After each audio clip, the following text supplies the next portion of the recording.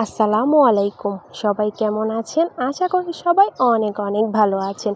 আল্লাহর রহমতে আপনাদের দোয়াতে আমরা অনেক ভালো আছি। চলে এসেছি নতুন আরও একটি ব্লগ নিয়ে।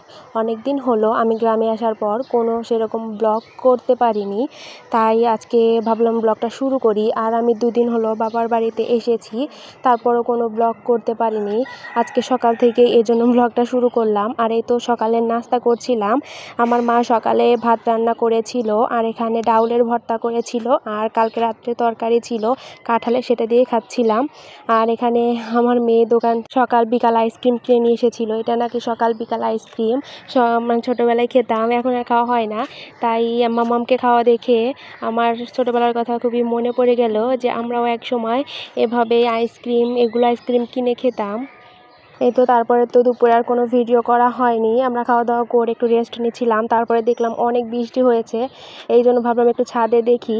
তো এই তো ছাদে চলে এসেছি। বাহিরের আবহাওয়াটা খুবই ভালো লাগলো দেখে। তারপর আমার ভাই বলছিল তাহলে চলো সবাই মিলে আজকে মুড়ি মাখিয়ে খাই।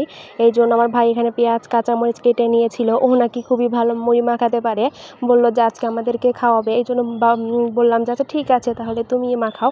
এই জন্য ওইখানে পেঁয়াজ কাঁচামরিচ কেটে নিয়ে এর মধ্যে দিয়ে দিল চানাচুর, দিয়ে একটু মাখিয়ে নেবে। তারপরে দিয়ে দিল মুড়ি।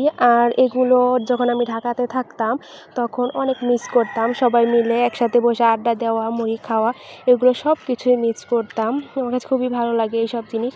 তো এখন তো গ্রামে চলে এসেছি, এখন এগুলো হতেই থাকবে।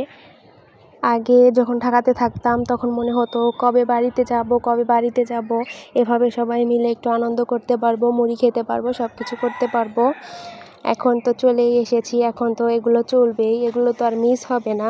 এটা ভেবেই আমার কাছে খুবই ভালো লাগে, যা বলার মতো না। শুধু একটা জিনিসই খারাপ লাগবে, শুধু আপনাদের ভাইয়াকে ছেড়ে থাকতে হবে, সেটাই অনেক কষ্টের।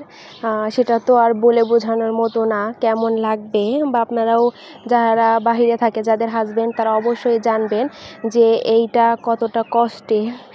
এখন আমি বুঝতে পারছি যে এটা আসলে কতটা কষ্টের।